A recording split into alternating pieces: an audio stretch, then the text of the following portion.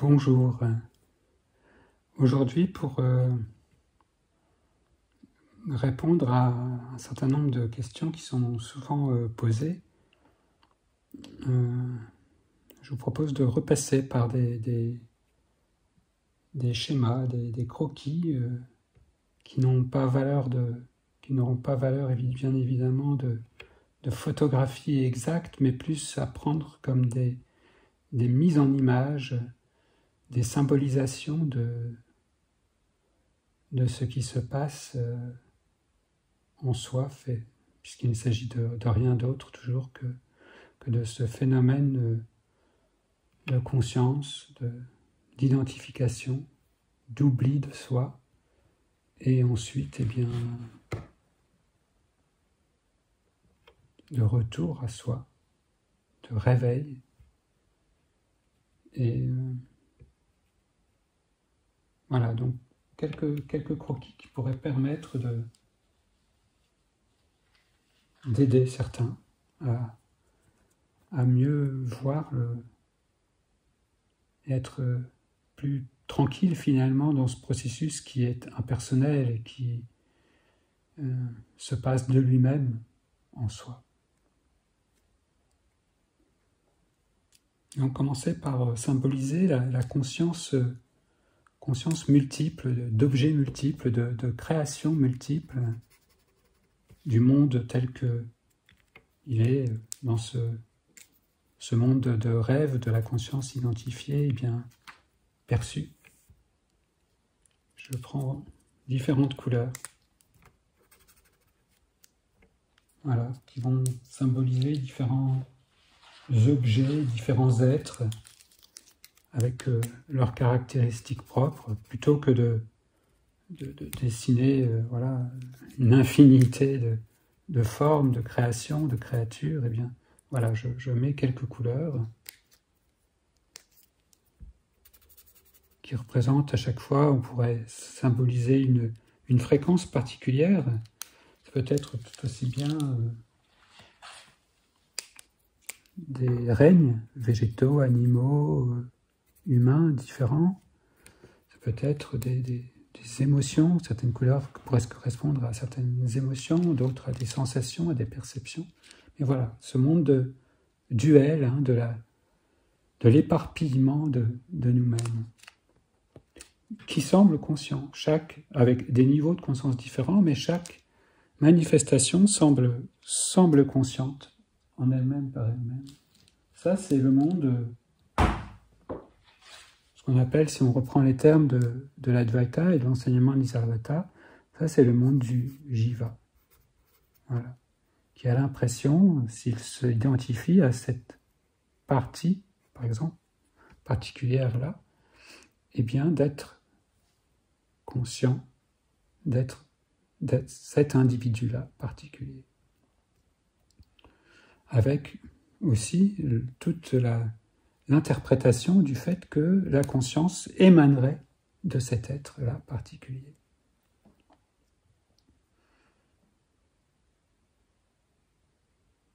C'est une première, là, on pourrait dire, méprise, on pourrait dire, un premier oubli de soi, ce qu'on pourrait appeler une première ignorance. Nous verrons que ce n'est pas la première, en fait. C'est une ignorance qui découle déjà d'une ignorance primordiale, mais qui fait croire à être un individu avec un début, un déploiement et une fin, avec donc la peur de mourir, la peur de disparaître. On pourrait dire que on pourrait le présenter de cette façon-là, comme, en fait, ici ce serait comme un miroir sans teint, en quelque sorte. Vous savez, ces miroirs où, si on regarde d'un côté ici, ça fait comme quelque chose de réfléchissant, mais si on se pose de l'autre côté, eh bien, on voit à travers. Hein, et c'est une vitre de ce côté-là. On voit ça des fois dans certains immeubles modernes aujourd'hui.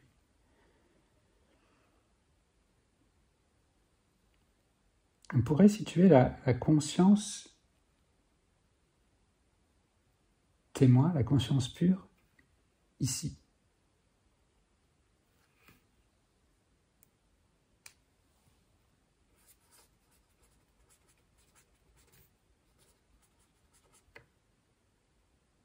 dans son aspect de témoin. Ce serait, pour toujours utiliser les termes de l'Advaita, et ce serait Purusha. On appelle aussi Brahman.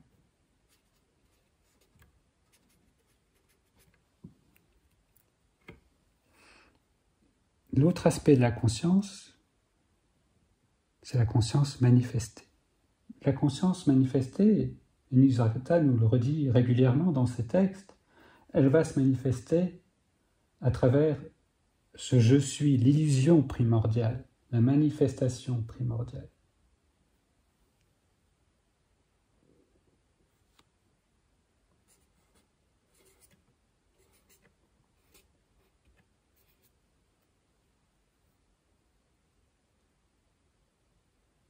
Mula Maya.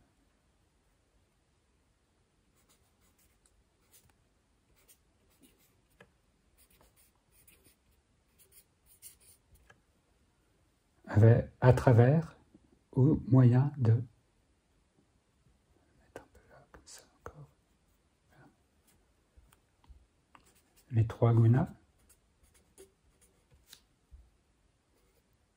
Sattva, Raja, Tama. Les 5 éléments.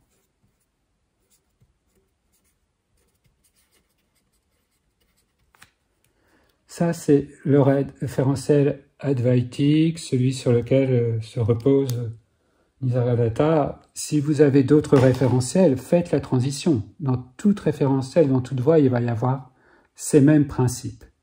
Conscience pure, manifestation à travers... voilà.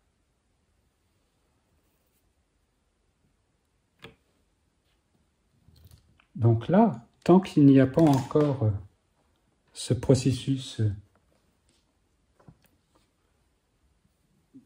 d'identification à une forme particulière, c'est tout simplement Mula Maya, encore, le « je suis » dans son entier, c'est-à-dire Prakriti aussi.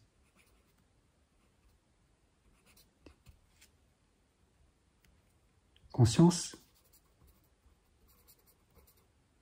on pourrait dire manifester. Important. Conscience, conscience. Deux aspects différents, mais toujours la même conscience. Et donc, si l'on revient, c'est pour ça que, pourquoi Nisargadatta nous dit de revenir au « je suis ».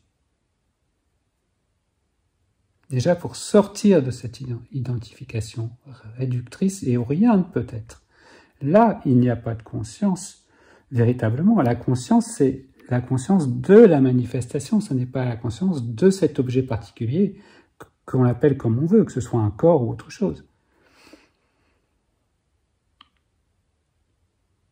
On revient au « je suis » et « je suis » va donner l'accès automatiquement. Il est comme une porte entre conscience manifestée, Prakriti, à la conscience pure, témoin, Purusha. Il peut y avoir là encore, et on utilise ces termes-là qui font penser encore à une dualité, mais si on remonte encore un petit peu plus loin, et c'est ce à quoi nous invite véritablement Nisargadatta, on pourrait dire à l'union de la conscience pure et de Prakriti, c'est-à-dire à l'union de Purusha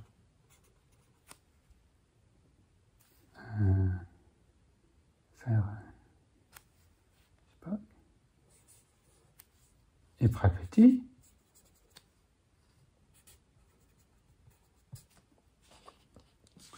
on pourrait appeler Shiva Shakti, ou je ne sais quoi encore, voilà, quels que soient les noms, c'est de voir qu'il s'agit toujours d'une manière d'évoquer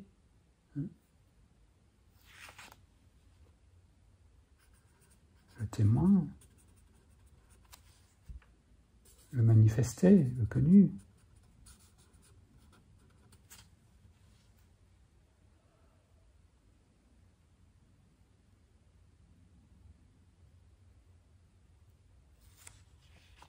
Voilà. J'ai ce symbole qui m'est venu et il est intéressant.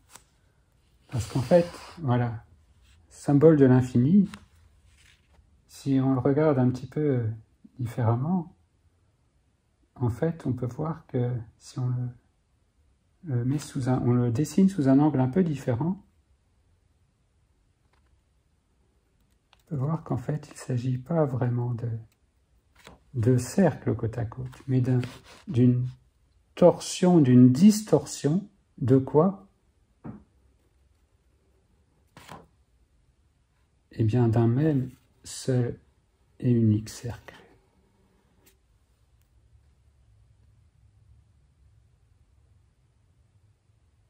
Et ça, c'est une clé fondamentale. C'est aussi, en quelque sorte, la première déjà, la première oubli. Cette polarisation de Shiva, Shakti, de Purusha, Prakriti, c'est le premier oubli de l'unité primordiale.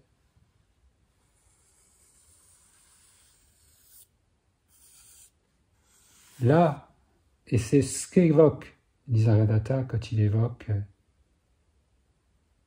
Para-Brahman, Para-Atman, Para, au-delà de toute distinction, au-delà de toute polarité, au-delà de toute séparation, au-delà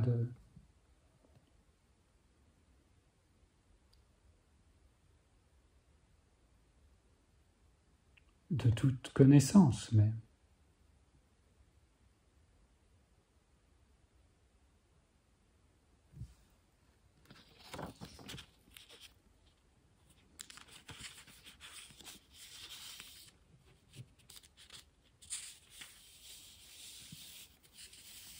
J'espère que ces croquis seront assez lisibles sur l'écran.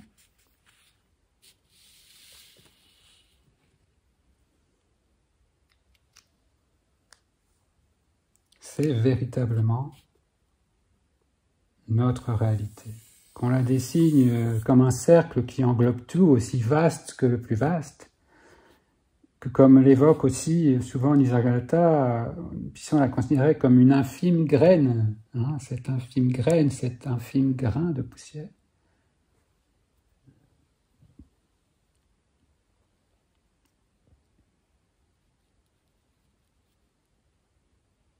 C'est cette présence immuable, mais non manifestée. C'est vraiment ce non-être.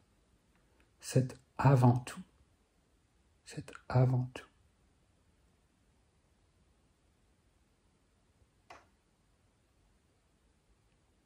Et si nous refaisons le chemin dans le sens inverse, maintenant nous voyons que cette manifestation et que cette mise en mouvement n'a rien de personnel, n'a rien de personnel. Et c'est un processus universel, mais qui ne se passe pas là-bas, lointain, non. Il est ici même, au cœur de nous-mêmes. À chaque fois que nous sommes ce témoin immuable, c'est toute cette énergie de Shiva, de Purusha qui est là, présente complètement. À chaque fois que nous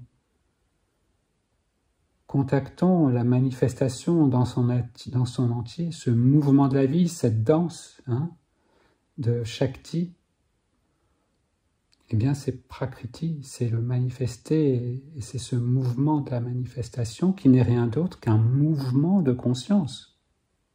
Voilà, de cette même unique conscience.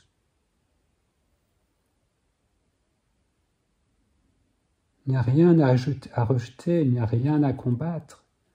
Si les distinctions sont faites momentanément, c'est, on pourrait dire, pédagogiquement, pour défaire l'illusion momentanée, le voile momentané qui s'est posé sur nous-mêmes.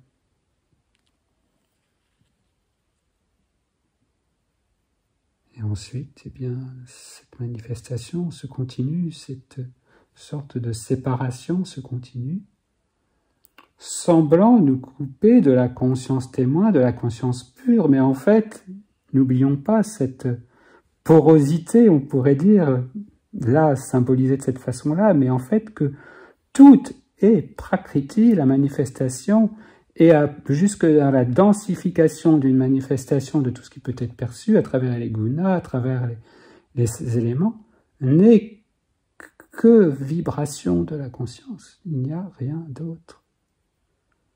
Alors oui, après, il est dit que oui, voilà, se décoller, se rejeter, voilà, voir l'illusion, voir le rêve, c'est pour se décoller du jiva, de cette identification. C'est tellement fort qu'il faut vraiment, voilà, tout laisser pour revenir à cette conscience témoin. Mais au final, qu'est-ce que nous dit Nisargadatta? Voir que je ne suis rien, c'est la sagesse. Voir que je suis tout, mais pas que ce petit, c'est l'amour. Mais pourquoi déjà, pour pouvoir déjà désidentifier, il faut lâcher un moment. Parce que le jiva, lui, il est toujours prêt à vouloir être plus. Il ne veut pas disparaître, sa plus grande peur, c'est la mort. Alors il est prêt à trouver des grandes causes, à se prendre pour le monde, à se prendre pour sa famille, à se prendre à tout défendre, à se sentir concerné par tout. Mais c'est maladroit, c'est une vision encore totalement distordue. Il faut vraiment, dans un premier temps, voilà, que ce retour à soi en tant que pur témoin puisse se faire, pour que la brume, pour que les voiles, les filtres, les conditionnements divers qui voilent la vision se défassent, se dissolvent, pour qu'ensuite ce tout puisse être recontacté, revu véritablement. Alors il n'y a pas besoin, bien évidemment, de défaire le monde, de dynamiter le monde pour cela, bien évidemment, non. Les choses se font en même temps.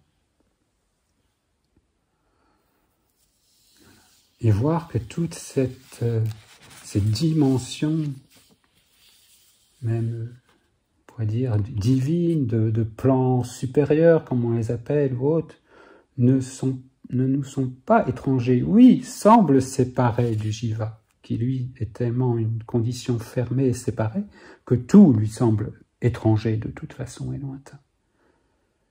Mais en fait, en revenant déjà à ce je suis, à cette conscience pure, la désidentification va pouvoir se faire, et les deux pôles de témoin et de manifestation vont pouvoir être recontactés dans toute leur essence, dans toute leur pureté. Pour ensuite, eh bien, voilà, nous ramener à... Voilà, page blanche convient parfaitement à ce tout, à cette réalité, véritablement, à ce paratman, ce parabrahman, mais qui n'est pas quelque chose, là encore, de lointain, qui est l'essence même, la source même, ici présente.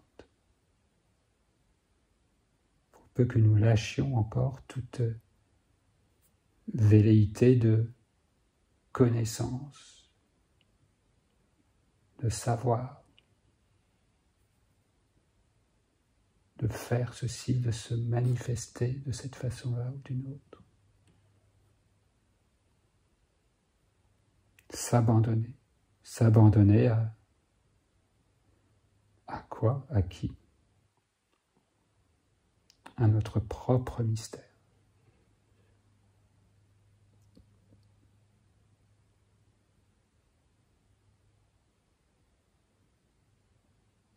C'est tout le paradoxe que, en semblant tout quitter, en semblant tout perdre, eh bien, au final, tout nous est donné, tout nous est révélé, Et plus rien ne nous est étranger, plus rien ne nous est inconnu.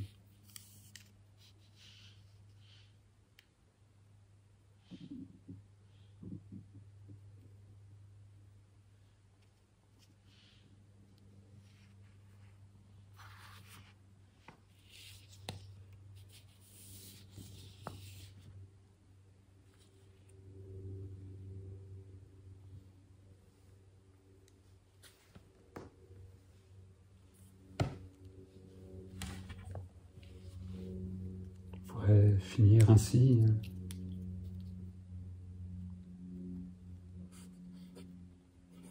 Je suis.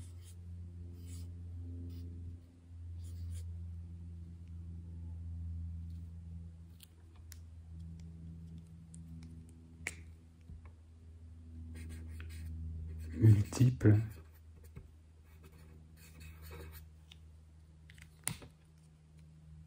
Je suis. Un.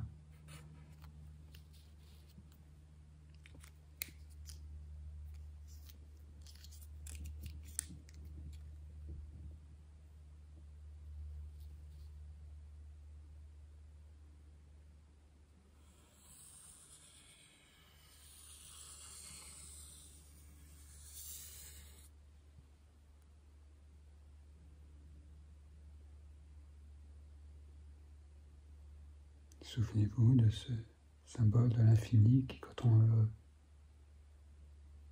regarde,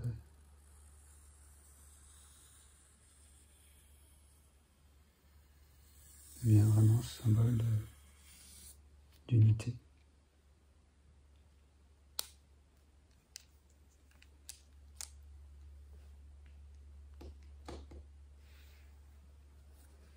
Voilà. Une autre manière d'aborder les enseignements de Nisargadatta et de l'Advaita d'une manière plus générale. Non pas comme une philosophie, une curiosité intellectuelle, mais vraiment comme une cartographie, on pourrait dire, de nous-mêmes, qui parle bien plus, en fait, de nous que toutes les images, les scans, les planches d'anatomie, ou même les visions de télescopes, des télescopes de plus en plus puissants, mais qui essayent de nous donner des images toujours, mais de nous encore différentes, mais toujours depuis ce point de vue du jiva. Donc voilà, c'est ça à résoudre. Voilà. La vision du jiva.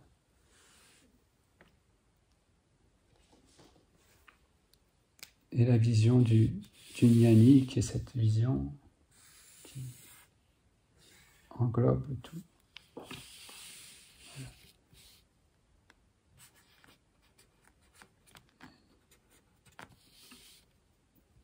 Jiva, c'est petit morceau de ce.